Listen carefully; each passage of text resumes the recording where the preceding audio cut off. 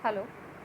In this lecture of power system stability, we are going to discuss the conservative criterion, multi-machine system, and discuss the effects of saliency on these kind of systems. As we are dealing with the two-machine system with losses, so now we are going to study the conservative criterion for the stability.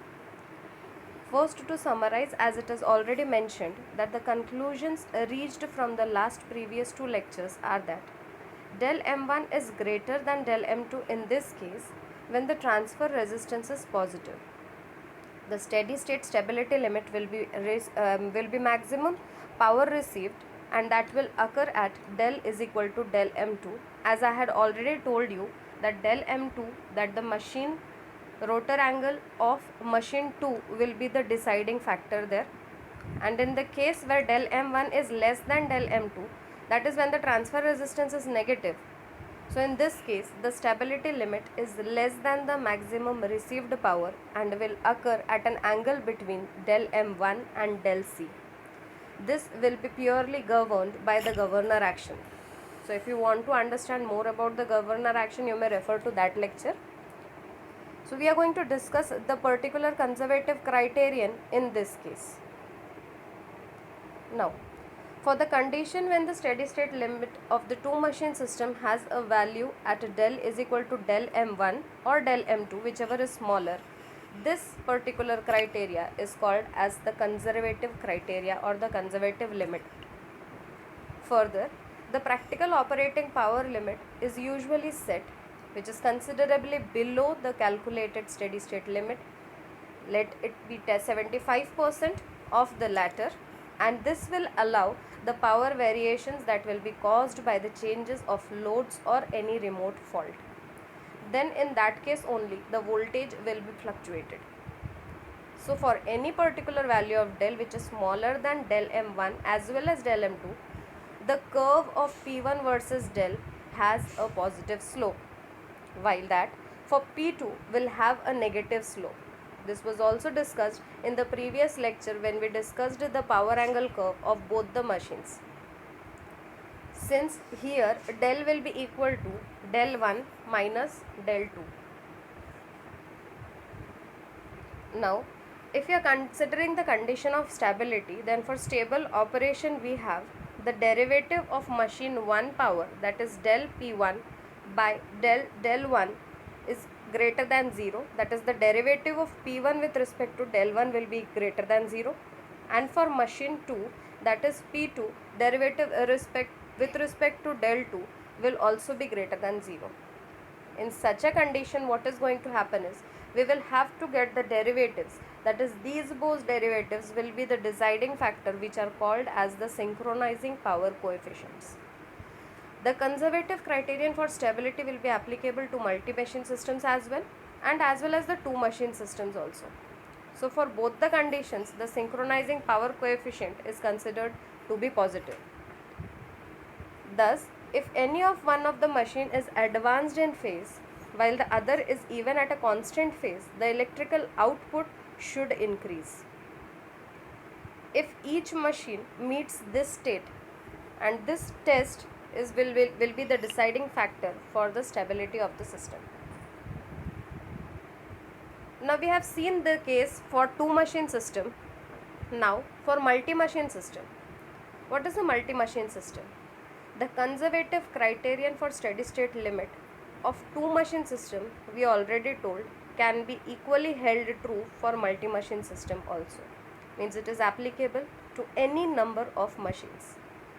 Each machine in turn is tested for stability with the angular position and the internal voltage, whether the electrical power output of the machine increases or it decreases.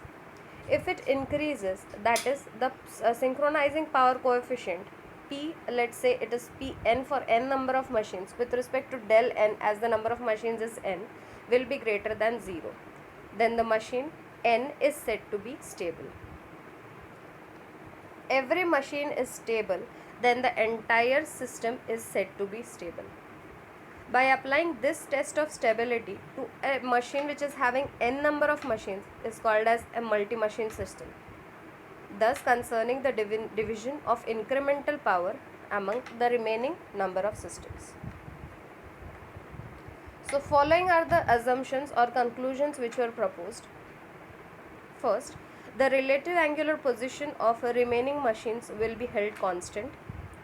Second, the power output of all but two machines remains constant while the angular displacement between these two is altered. Means here the displacement will be truly varying by the angular displacement only.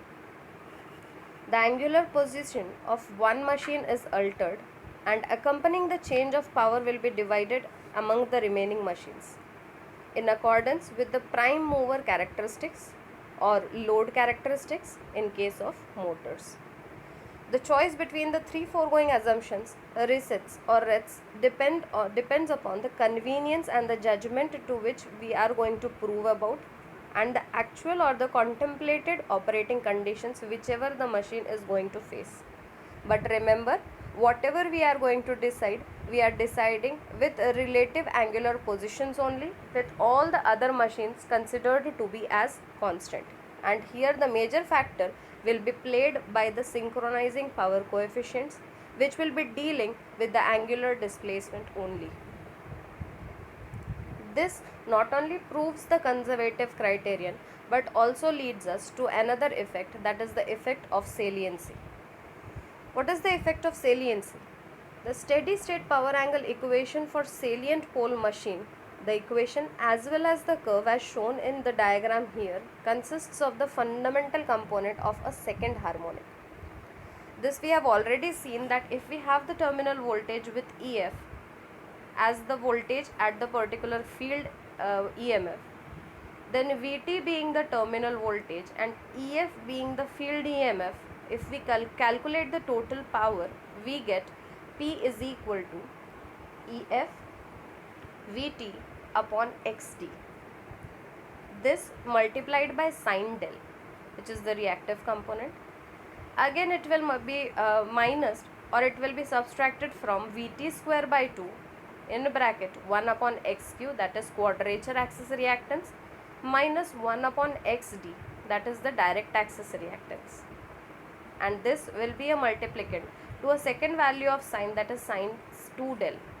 Thus we see that the second harmonic is coming into consideration now. Or P is equal to EF Vt upon Xd, that is sin del, can be further calculated by the given calculations. So if we take the LCM and take 2 inside, we get the second equation as well. The second harmonic is called as the reluctance power, which is proportional to the square of terminal voltage, as we can see in the second term itself, to Xd minus Xq, that is the difference between the direct axis and quadrature axis reactances. So the effect of reluctance power is to increase the maximum power or to decrease the angle at which it occurs. This is what the effect of saliency says with respect to the conservative criterion of the machine. So hope you could understand well, and also it was more depicted by this particular graph where we can see we have the fundamental component, second harmonic component, and the actual curve of the generator, which gives the total power curve with respect to the angle. So we have divided this particular graph into two segments, first quadrant being that of the generator and the third quadrant dealing with the motor. So hope it helps well to understand the conservative criterion, multi-machine system, and the effect of saliency on the system.